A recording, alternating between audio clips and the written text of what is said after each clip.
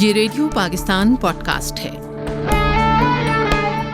Assalamu alaikum viewers and listeners of Radio Pakistan, especially FM 101. You know, we've started a series just recently to celebrate the first anniversary of Maraka-e-Haq, and that is Bunyanul Marsus. And of course, we are going to record a number of wonderful podcasts for you. Not wonderful because I'm hosting them, but wonderful because we are having extremely venerable guests here who are coming here, sharing their experiences, talking about the resolve of the nation, how and what happened exactly in Maraka-e-Haq, and how are we prepared for if there is any misadventure to happen again, as we know that we are dealing with an adversary which is bigger in a lot of ways, but very smaller when we talk about extremism or Hindutva ideology. So we're going to discuss a lot of things, multiple angles. I'd urge that you can share your questions if you have any after our podcast so we can keep on integrating them and adding them in our further podcast. But right now, I'm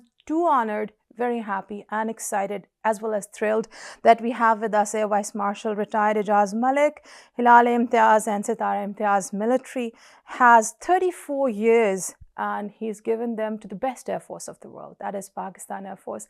And of course, it's an honor, sir, to have you here. Thank you very much. I am honored to be here. It's a pleasure, sir. So starting off with, of course, this is the first anniversary of Maraka-e-Haq. How do you feel? You've been through wars with the same adversary, having a bloody nose again and again. Still, they keep on trying to do the adventurism. Yes, they try the same recipe, and obviously, then they have same results. This time around, again, after a false flag operation in Pahalgam, we tried to, persuade them to hold their horses. We offered them our political leadership as well as military leadership for neutral and credible inquiry, and based on that, some remedial measures if those are needed. But instead of listening to any sane advice from us or some other countries as well, they opted to go ahead with their plan as they had already made up their mind.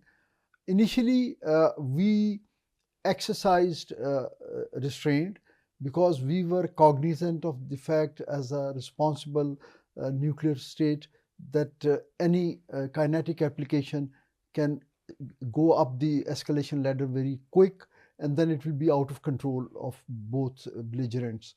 But they did not listen to any such sane opinions given by even some of their own military leaders, and they had to sack or post out some of the field commanders because they tried to put some sense of responsibility into their leadership. So there we were. They attacked our civilian population centers and allegedly claiming that they have neutralized few terrorist training camps. These areas were not in any contested or any area which was a conflict zone like across the LOC, but these were across the international border. So we were left with no choice but to get out of that restraint, and then we had to show our resolve. Pakistan always showed that restraint, even when swift retort happened, if you remember. Exactly. It could have escalated really, really quick. But I think, and you being an Air Force officer, you exactly know what kind of enthusiasm our young pilots have. And they are there to do something, Exactly. You see, once the war is on, then in case of Air Force has such kind of reach and lethality that to keep it regulated within the nuclear thresholds is very difficult. But I feel honored that our Air Force maintained that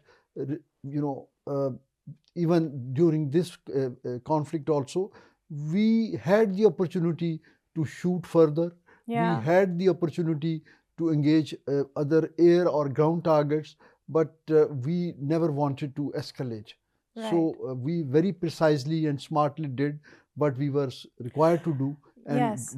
And there are so many questions because, to be very honest, it's for the world to see that this is a country maybe 5 times smaller than an adversary and still trying to show restraint, being way more responsible than the other country, which is constantly doing unprovoked, rather, forcing us to war. Exactly. So, having a stellar career in Air Force, I will go back and I would like to ask you, like we've discussed, Air Commodore Sadia sir as well.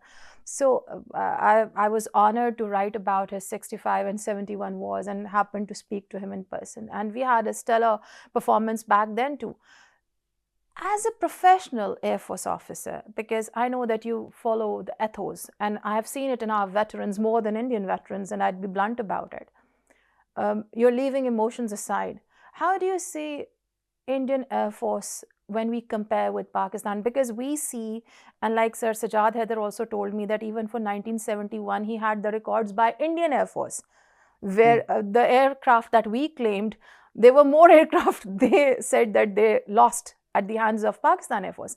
What is the comparison, sir? How come that we are able to always give them a bloody nose? We morphed out of the same, mother institution that was Royal Air Force. Yes. Most of our initial leaders and commanders, they had the opportunity to be trained together with their counterparts in IAF. And during our service, we had a lot of respect for IAF because they are a bigger Air Force, and any professional outfit should have pride for their mission, but we must learn to respect each other. And honestly, in this conflict also, what PF did wasn't unexpected, but how miserably IAF failed, that was a point of concern for us. Right. We expected them to, fight better. Right. Yeah. So what went wrong with them? They miscalculated, they had the inflated Bollywood bubble. What happened, sir? I think a combination of all these things. If you recall, after this 2019 Operation Swift Retort and that famous Abhinandan episode, their Prime Minister said that if we had Rafale, and then we would have given them a bloody nose, and all that. So they focused on inductions. They were very optimistic and vocal about having acquired offensive capability in the form of platform like Rafale, and S-400 being their second center of gravity for the air defense. So, but what they forgot was that Pakistan did not, stop. Pakistan Air Force was not, stuck in times, and it was not static Air Force. Right. We were also dynamic. Our leadership was cognizant of the emerging threats. So very quickly, we also had changed our targeting philosophy. We have developed some new operational strategies and tactics wherein we were comfortable to handle them. So what counts the most? Your precision of strikes, ability, your quick response, your training, or the machines? For the Air Force is a technology intensive instrument. So while it's wonderful to have cutting edge technology, which I must say that we have been very lucky that we had good technologies throughout our history, be it 65 or 71, and we performed much better than India, although they had more numbers. In 1965, as you know, because you have yourself done a lot of research and work on that, in first 3 or 4 days, we have actually virtually gained air supremacy and the total control of the air.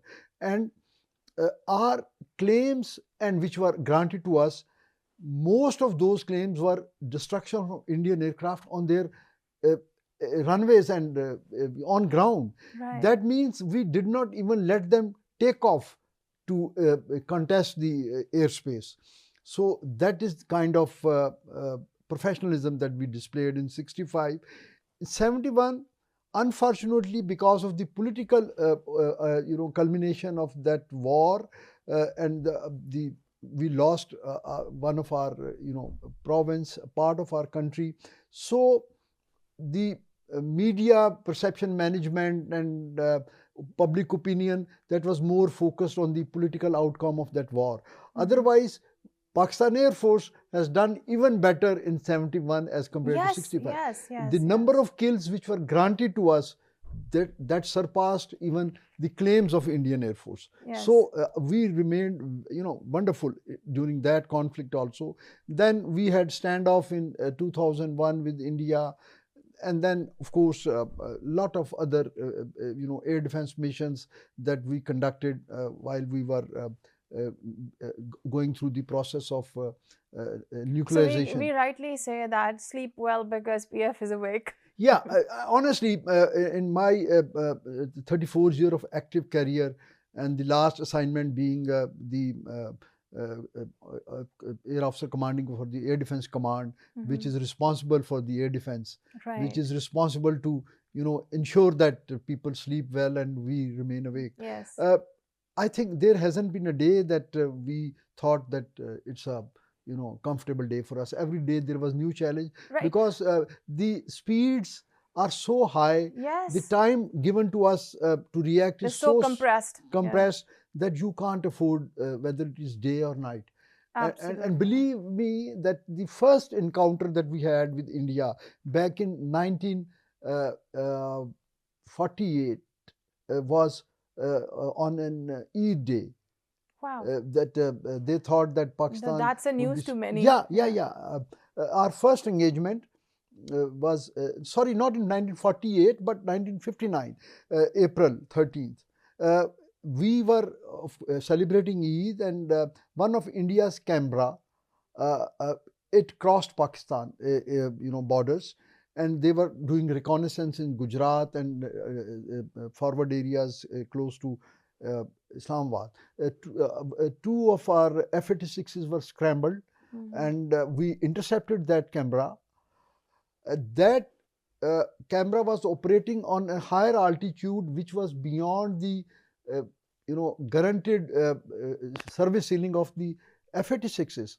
But our pilots, they executed a maneuver to gain speed, and from a low to high shot, they did a wonderful engagement, and that aircraft was destroyed.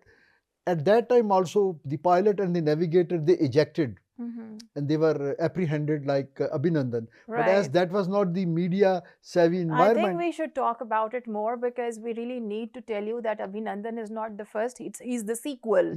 We already had one So episode. It is recorded in the history in various books as the first blood for Pakistan Air Force.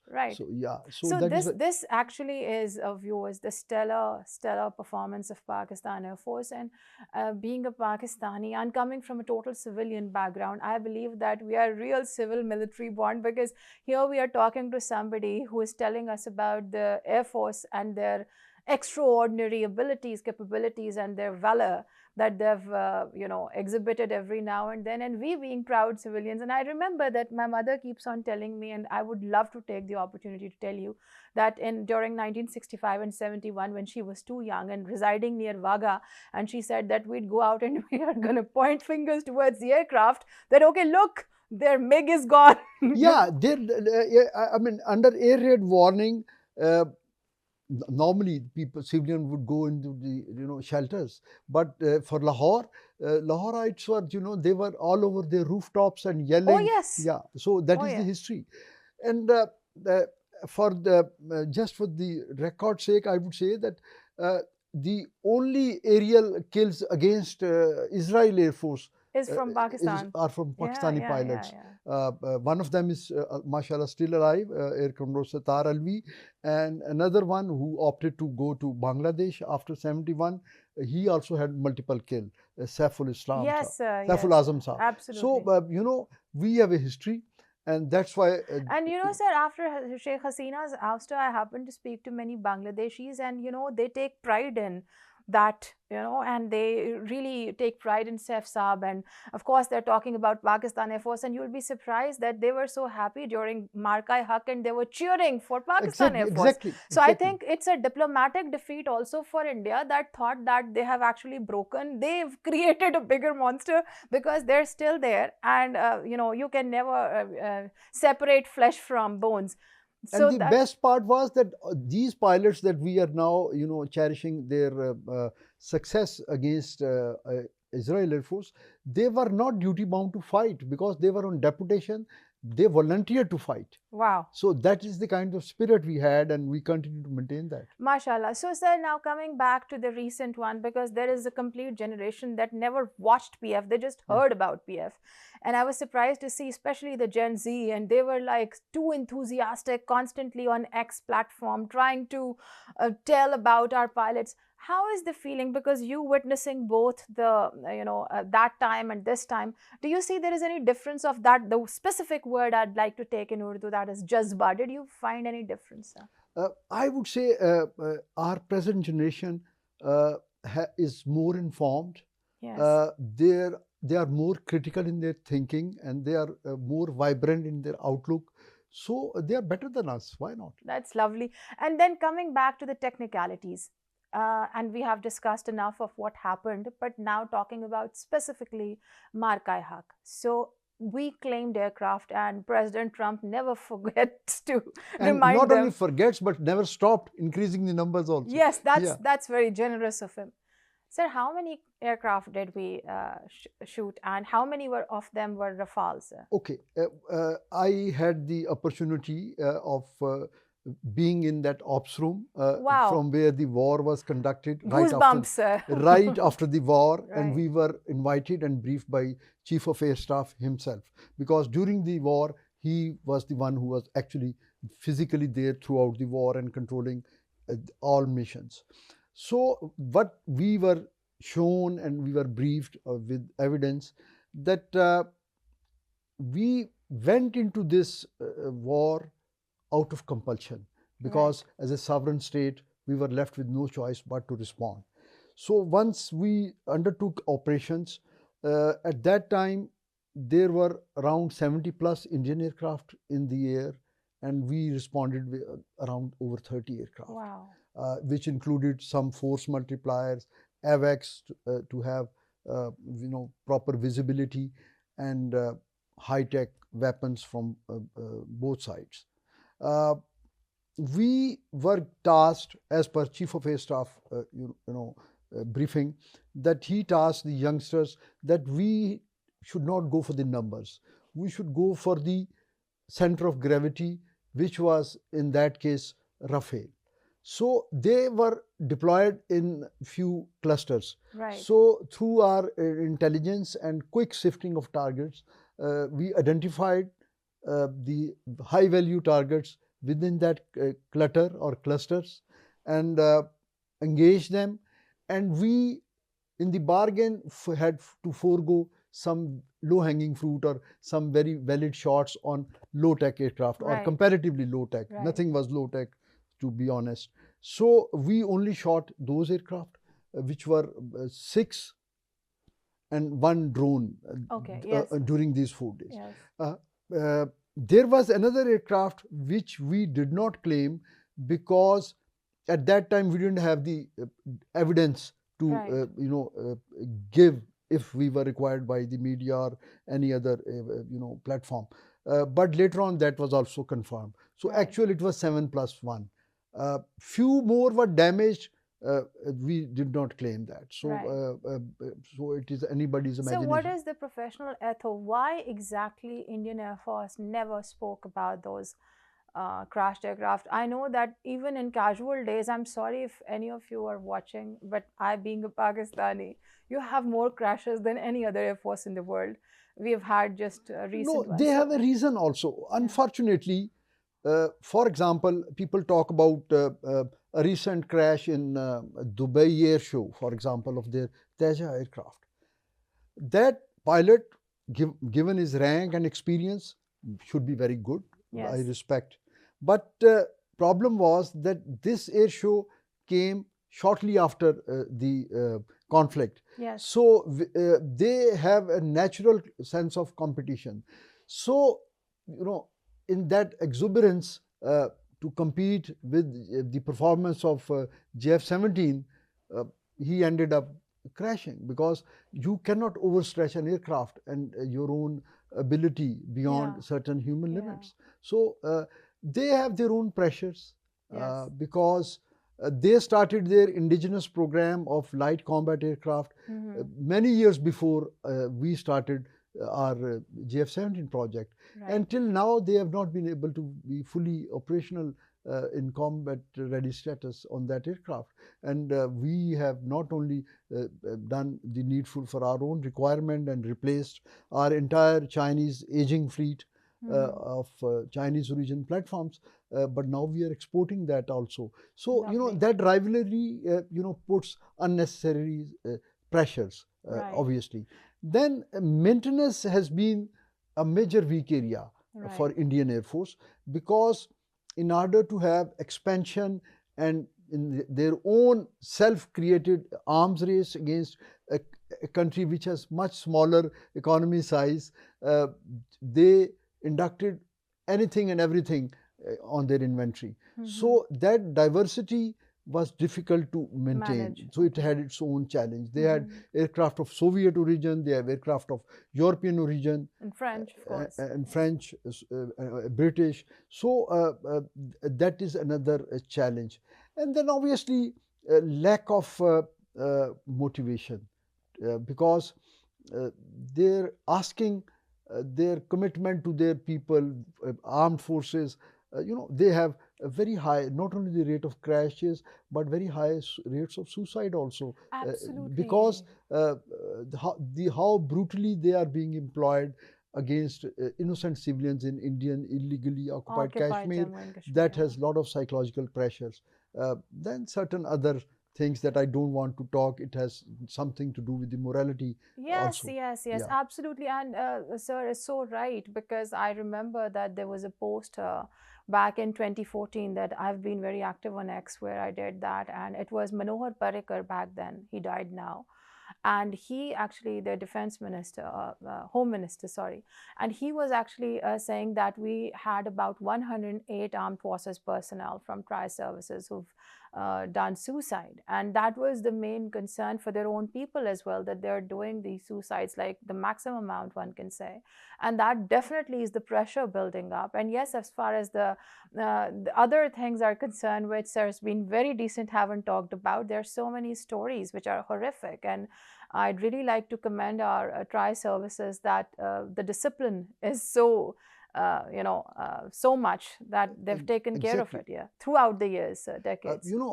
Our Air Force, armed forces for that matter, we are equal opportunity organizations, and we haven't heard any complaint from our female colleagues or youngsters. I didn't want to say that. Yes, but you are right. He's right. Because they are treated with respect, the way we treat our women in our homes, in different roles. Absolutely. And for our civilians, whoever are listening, I know what he's saying. And just to elaborate a bit further, I remember in 2015, sir, when we did Pakistan Day Parade commentary after a very long time. And I remember when I went down and there were so many people from Air Force, of course, Sir Kazmi, I've told you about, and a couple of other senior ranked officers. And I went there, and for me as a civilian, this was the first time, and everybody stood up.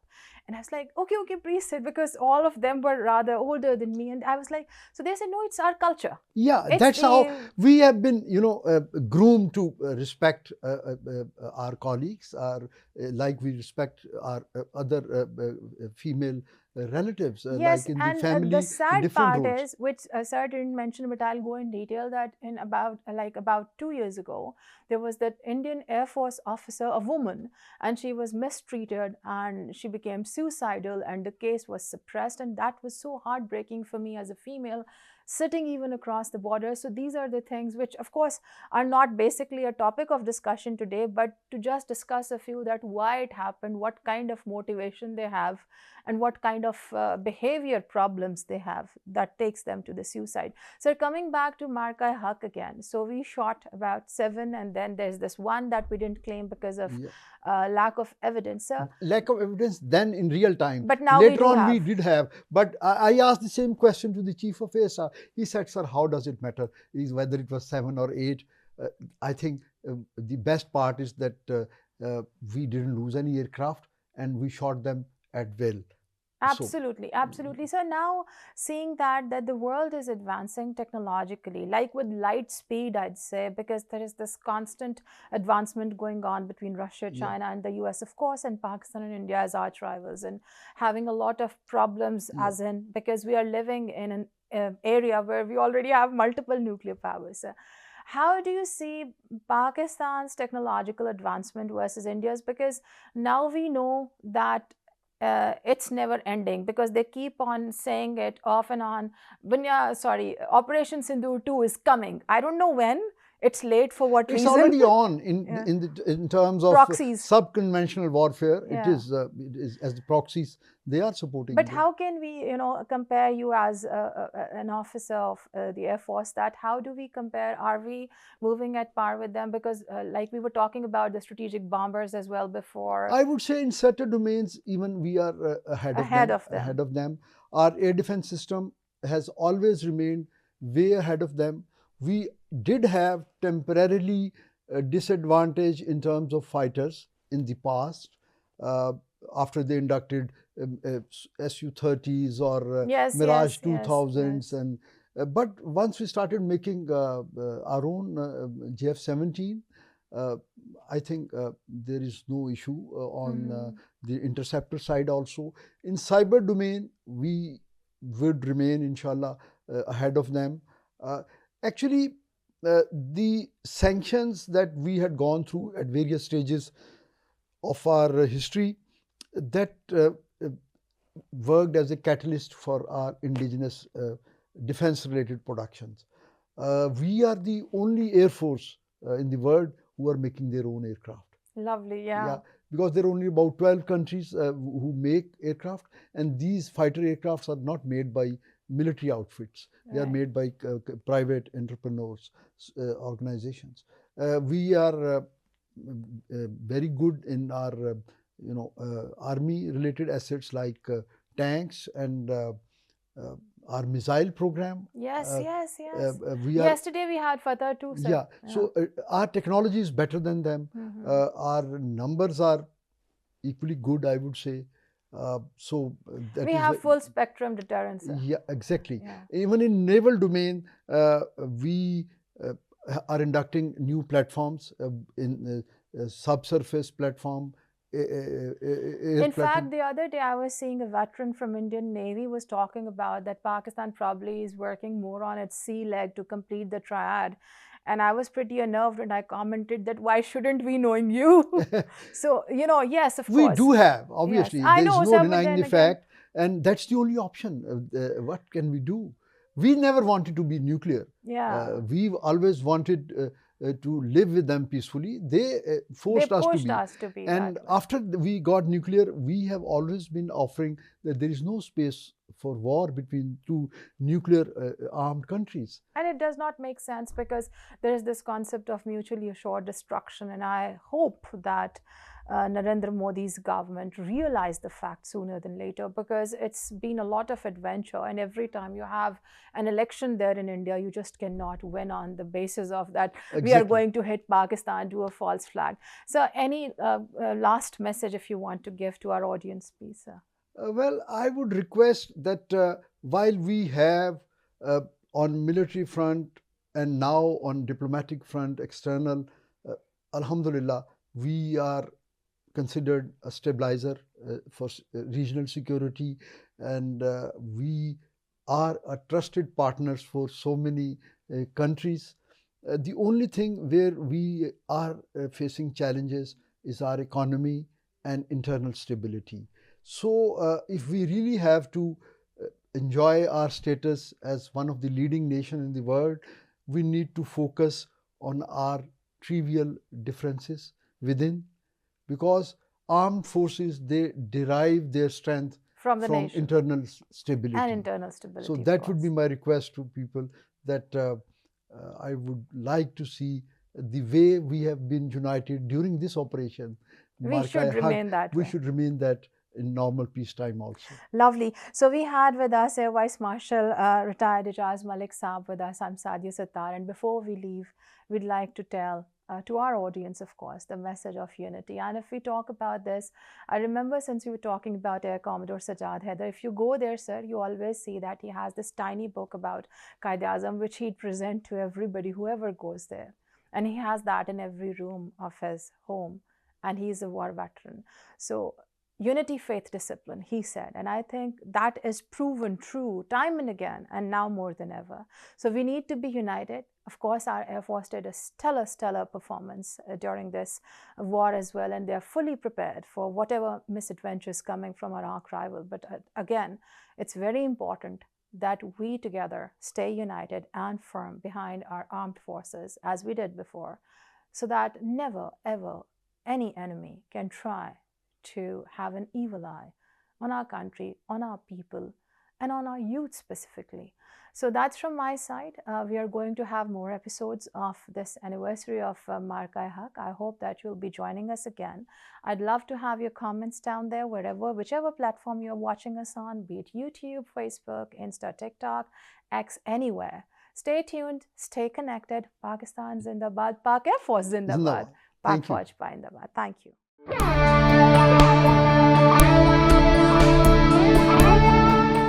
ये radio Pakistan podcast है।